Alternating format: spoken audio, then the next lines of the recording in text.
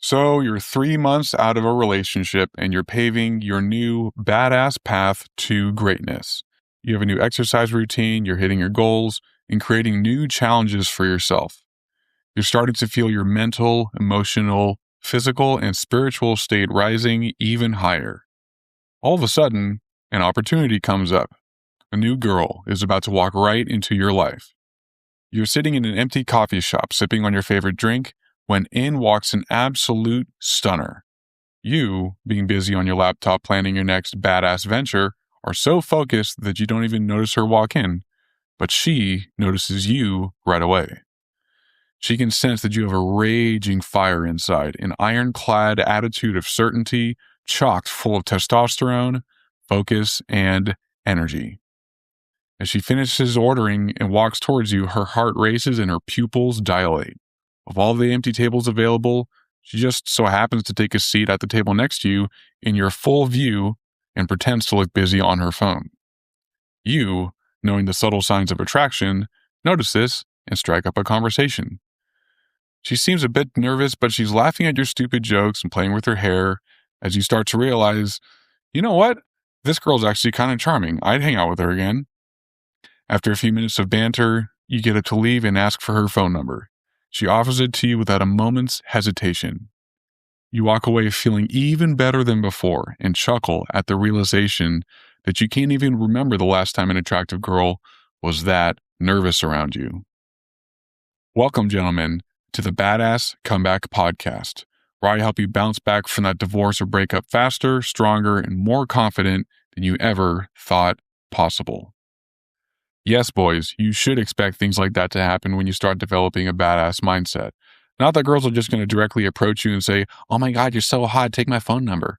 That chance is slim, but it's never zero.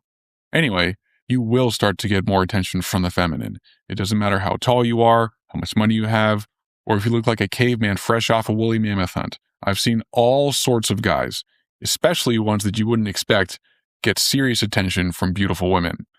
But the main question is, should you go on that date and rebound? Well, while a rebound can help you feel better in the moment, we're going to talk about the dangers. Yes, the dangers of the rebound. And to clarify, let's say a rebound is anything from a one-night stand to full-on dating a new chick.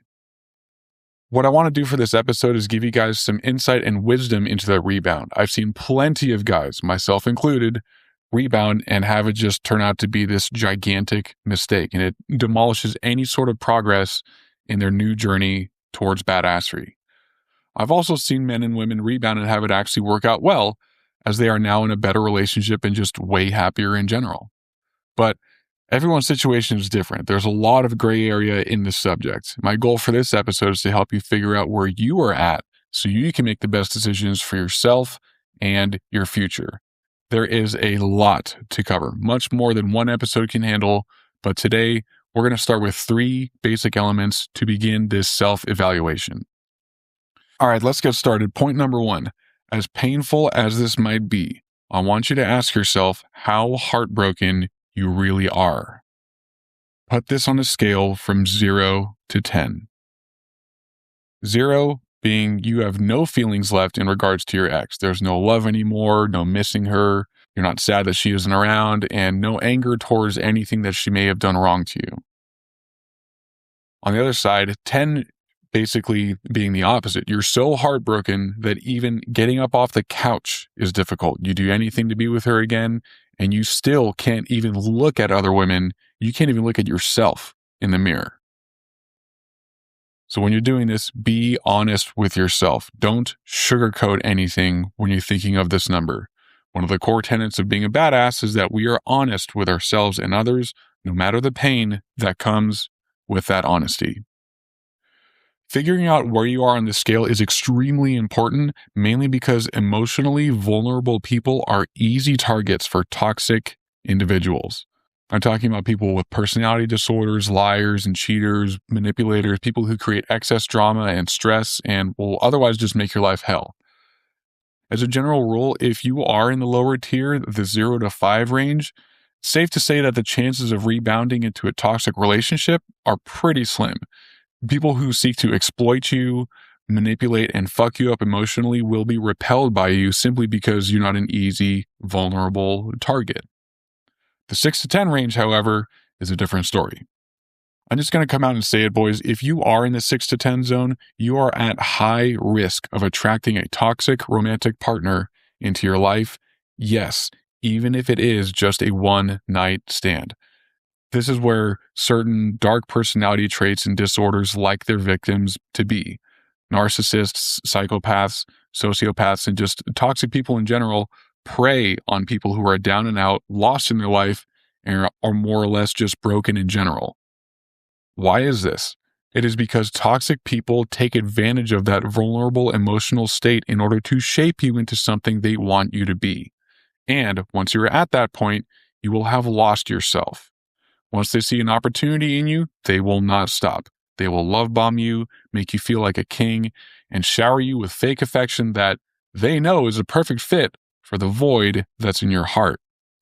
At first, they may appear charming, they will make you feel heard, and tell you exactly what you want to hear. They will make you think that they are your, quote, rescuer from your distress. And yes, they will absolutely blow your mind in the bedroom. But after some time, their actual personalities will eventually emerge and they will show their true colors. Sadly, for most good-natured people who wind up in a toxic relationship, by the time they realized what they've gotten themselves into, it's too late. But not us. We are badasses, and badasses always say no to things and people that are not good for them, even if that person is an absolute smoke show with big tits, a charming demeanor, and an insatiable sex drive that leaves you absolutely drained every single night. And beware, don't be fooled. What may start as casual hookups could very well turn into a romantic interest. Toxic personalities will absolutely start with hookups if they can sense that you're not quite ready for a full-on relationship just yet.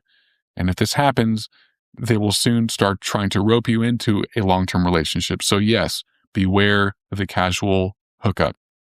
And the other reality is, if you are in this 6 to 10 range, you still have room to rebuild yourself into the 0 to 5 range. Now, am I saying that you will only run into shady people if you're in the 6 to 10 range? No. You may meet someone who is genuine and takes it slow with you while you do some more work on yourself, and they might even encourage you to do just that. What I'm trying to hammer in is simply the risk of getting intimate with a bad person makes it not worth saying yes right away to anyone, at least until you've reached 0 to 5. When you are in the 6 to 10 range, those dark feelings you're experiencing have a great chance of blinding you to red flags. When we human beings are being weighed down by heavy emotions, our ability to make rational, wise decisions is severely reduced, mainly due to the fact that those heavy emotions usually outweigh logic and reason. So real quick, here are 3 studies that are supporting this claim, and I'll keep them short just for the sake of time. The first one is from Jonason, PK et al. In 2009. People with dark personality traits prefer short-term relationships and explicitly target partners who are, quote, emotionally unstable or in vulnerable states. And they cite this specific example of victims who are in the post-breakup stage. In experiments, the participants with these dark personality traits rated photos of distressed individuals as more attractive for casual sex. The second one is data from Hinge and Bumble from 2022. Users who listed recently single on their profile get 3.5 times more DMs from accounts flagged for harassment and toxicity. And number 3, this is from Tashiro and Fraser, 2003. They took just over 1,000 recently divorced adults. 60% of those reported entering a new relationship within 6 months. Of those, 68%, 41% of those rated their new partner as worse than the ex in emotional stability or trustworthiness. What is the solution here? For those of you in the 6 to 10 range, it is highly recommended that you take some more time to recover and rebuild before you hop into the dating pool. Additionally, keep in mind that toxic people will more often than not seek you out, and they may appear in your life when you're least expecting it. It may be hard to say no to a charming individual, but you have to stop and remember your decision to work on yourself first. Yes, even if that person would actually turn out to be good-natured and good for you. But, side note, there's nothing wrong with getting a phone number. When you reach a better state of mind, you can always reach back out.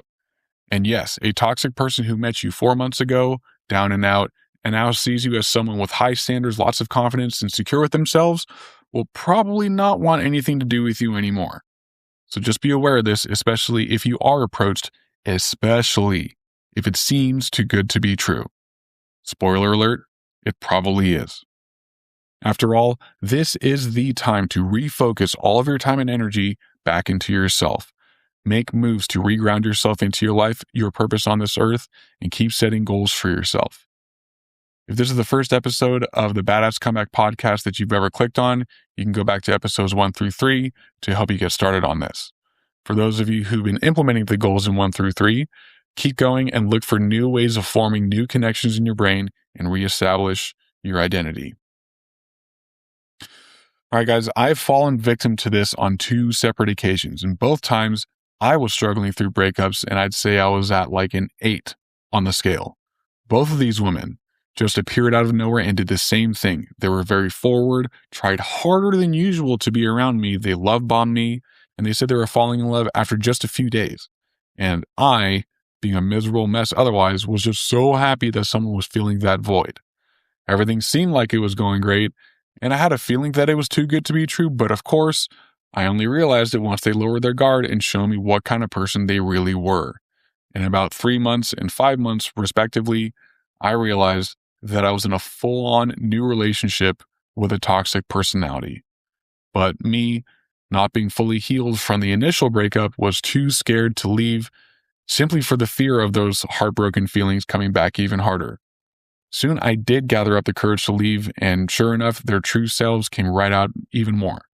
They turned all sorts of nasty and vengeful, calling me fucked up names, gaslighting me, trying to tear my friends away from me, and ultimately just lost their mind. I had to even take some time to unscramble some of the wiring that they fucked up in my head once after a panic attack that lasted 2 full days. More about that experience in a future episode.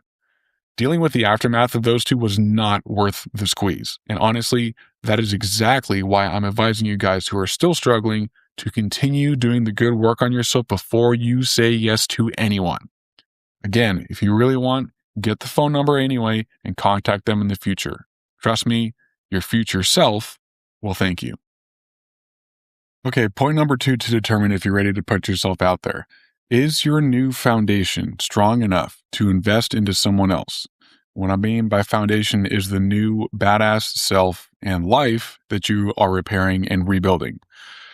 We're going to think of this in 3 different stages: the beginning stage, the rebuild stage, and the thriving stage. As I describe these stages, think of where you are. Here we go. The beginning stage is the initial stage you enter right after the breakup. You might first start out feeling depressed and in some cases going through the stages of grief. This is the dark and lonely time. As we covered at the top of point number 1, this is also your most vulnerable time. The chances of toxic personalities worming their way into your life are very high. And at this time, your foundation is waiting to be rebuilt, and it's where you need to focus 100% of your brain power on moving towards the rebuild stage. Once you choose to start paving a new path to badassery and excellence, you're doing 2 things simultaneously. You're demolishing old, debilitating habits, mindsets, and choices, and you're rebuilding to incorporate new, badass ones.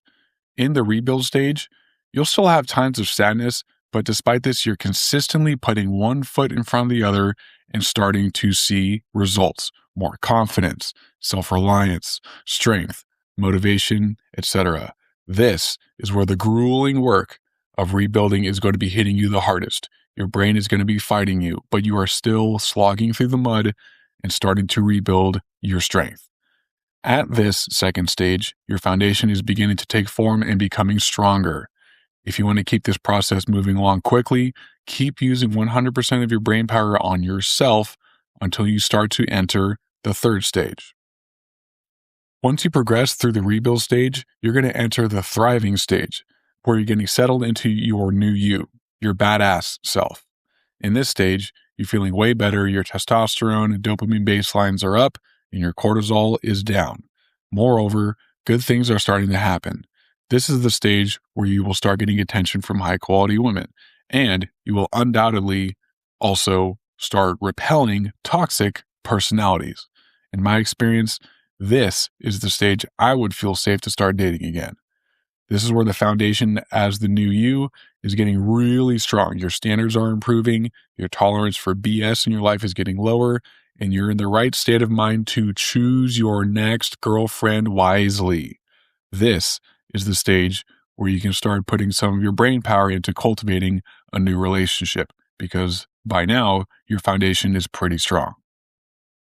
So you see what I'm saying as far as brain power? The more you spend that energy on yourself and push through the first two stages, the stronger your foundation will be and the faster it will form. So depending on where you are in these three stages, take some time and decide if jumping back into dating is right for you. I have fallen short on this before. Those two toxic relationships I mentioned above were when I was in the beginning stage. I also got into a relationship when I was in the rebuild stage at a different time. But I stopped working on that stage and I fell behind. Why is that? Well, for me, the amazing emotions of a new relationship took me completely out of my zone. I foolishly traded the good hard work I was doing for new feelings of love.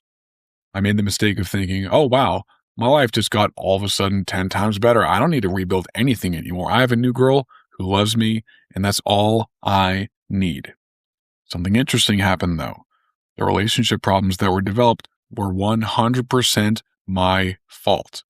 After about a year, I realized that not only was she not a good fit for me after all, but I had fallen off of my good habits so hard that I too became someone she did not want to be with. I slipped and I allowed myself to revert all the way back into my old habits. I became lazy, my confidence became stagnant, and as a result, fell behind. And the bottom line is, I simply was not ready to date again.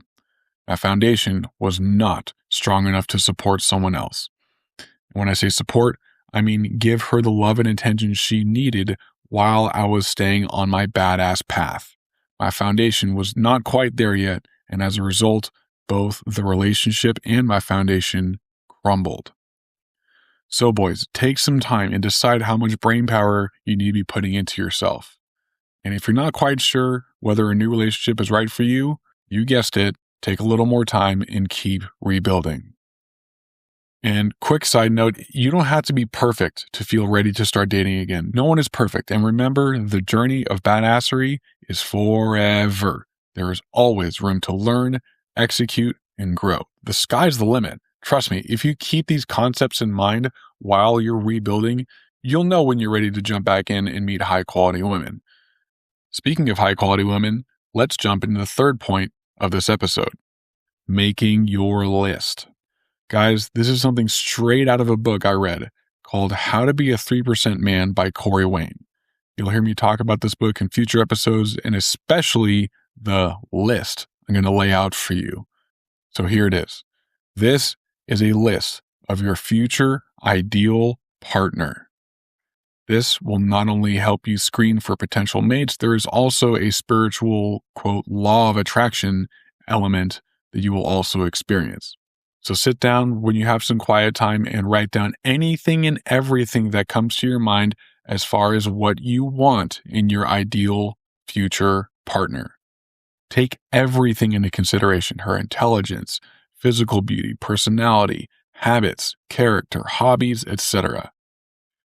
Next, write down things that you absolutely will not tolerate. These can be things like dishonesty, unhealthy habits, history of cheating, bad attitude, excess drama.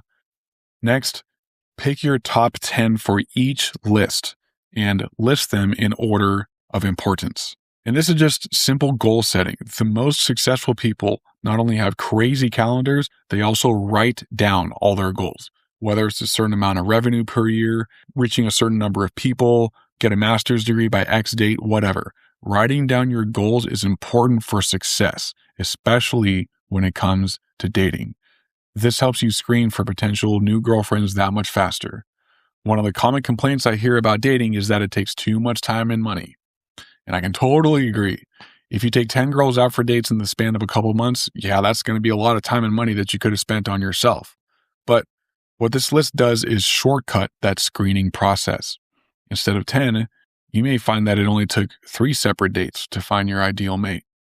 And here's the part that I can't really explain, and some of you guys are probably going to scoff at me, but hear me out. When you make this list, you are basically telling God or the universe or whatever you believe in what your criteria are for your next mate. It's part of the law of attraction. The chance of meeting someone that fits your criteria right off the bat will be pretty high. Also, this gives you a solid, logical way of detecting the red flags in your list right away so you can move along if needed and pursue other interests. I saw this happen in real time, boys. When I made this list, I was still with a toxic girl. Kind of a weird situation, I know. But I had seen enough. She was dishonest, there was a ton of gaslighting, and I just knew she wasn't right for me. But I was still kind of scrambled in the brain. I had been with her long enough to let her convince me that she was the only person who could make me feel love. Creepy, right? Well, when I was reading How to Be a 3% Man for the 5th or 6th time, the list concept came up again, and I thought, you know what? Fuck it. I'm going to make this list right now. I wanted some proof that my standards were indeed better than I was getting. So when I got home from work, I took one of my cold showers, and I purposely ignored a couple of texts from her asking if I was going to come over and do naughty things to her. I silenced my phone and I sat down. I pushed her out of my mind for a bit and refocused on myself. I started writing my list. I came up with 45 things I wanted and 22 things that I did not want in my ideal partner. After about 2 hours, I had narrowed it down in order. 10 things I wanted with a bonus number 11 and 10 things I would absolutely never tolerate.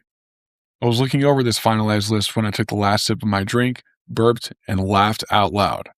I was thinking of how my current girl was fitting into my list and realized, wow, this chick is nothing on my want list and just about everything on my do not tolerate list.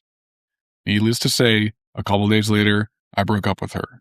And of course, as toxic people do, when they're broken up with, she flipped her lid, started texting me novels about how this is all my fault, yada, yada, yada. So I just simply blocked and ignored her.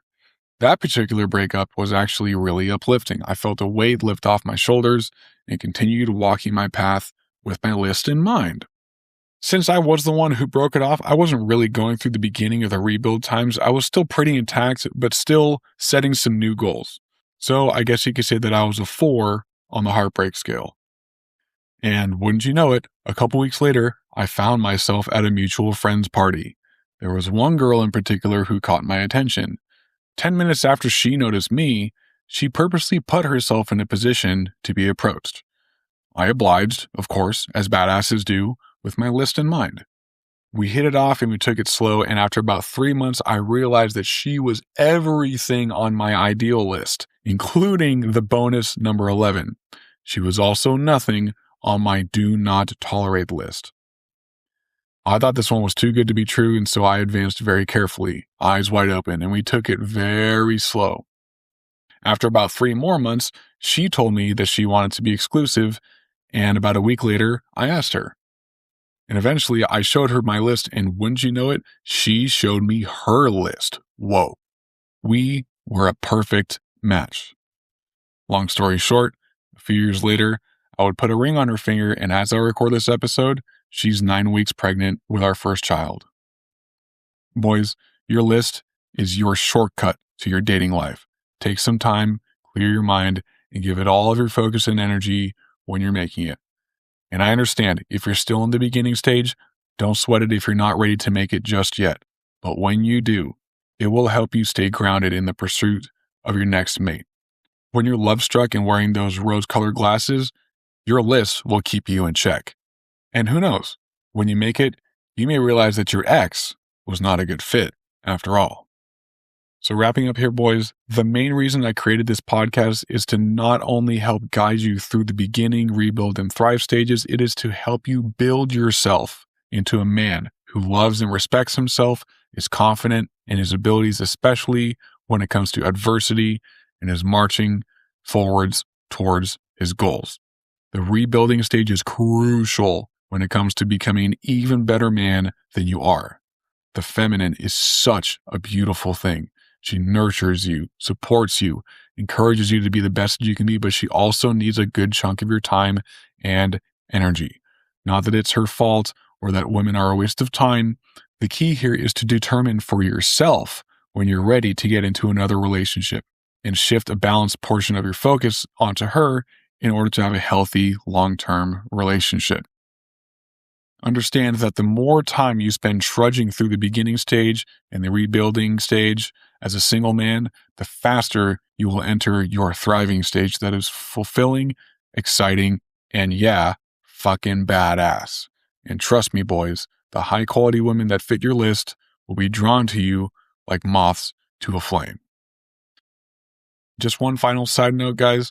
Once you hit the thriving stage, you're going to notice that there are so many guys out there who are stagnant and not learning shit like this. As a result, you're going to wake up one day and realize that your competition has essentially been cut in half and will be decreasing even more with time.